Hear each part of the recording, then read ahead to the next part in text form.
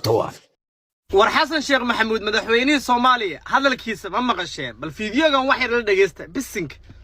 dadka dibadda nooga maqan ama xiriqa xoogta ku jiraan ama jaamacadda Stanford wuxuu professor ka ahaade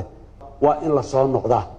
see loo soo noqonaa qaabkee lagu soo noqonaa goorma la soo noqonaa waxa soo dhan waa waxaan ka wada hadli karno laakiin qof kasto muwaadin oo dalkan u dhashay madaxweynaha sida maqashido waxba kama gelin waxa aad hadaa jaamici tahay iyo hadaa warehouse ka shaqeyso wuxuu kaaga baahan yahay dalkaaga hooyo in aad ku laabatid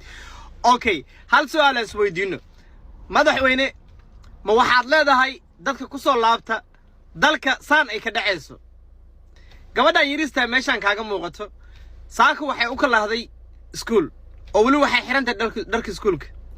iskuulka ayay ka soo rawaxday ayadana waxba ogsooneen gurigooda inay imaado ay rabtay balse guriga markay imaado guriga waa dudunsan yahay xitaa waxay aqoon weysay booska meeshuu ku yaalay ama jiingadooda meeshii ka dhisneed ayay aqoon weysay naxariis darada halkaas ka jirtay miyaad leedahay dadka u soo laaba mudana madaxweyne su'aal kale haddii aan ku weydiino mudana madaxweyne kow markii aad wax qabanaysid ficilka waa adiga inaad ka bilowdaa ilmahaaga labadaada wiil ama wiilashaada ama ilmaha dhashayba kow maad soo celisid waddanka baad ku soo celisid su'aalaas weydiina maxay horta wiilkaaga gaariga maartay wax ku dilay xaaladda intee maraysa mudana madaxweyne dalkan dhalinyaradan ka soo baxday ee soo raadsatay nolosha hore nolol dhaanto macnaha cadaadis amikaan ha gelinin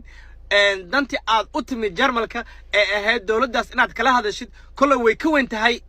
dadkan aawadid oo macnaha dhagaha qabanaysa sida ariga si wadide danti kala ka hadal mudana madaxweyne tan muhiimad kuma ahane midka dadka ayaga wadan u soo laaban doono ceelashadan marka la qodo ayaga soo laaban doonaan فهمت iska yaro sug marka insha Allah degdega ma fiicno kulay waxa u maleynayaa hadafkaaga inuu ka weyn yahay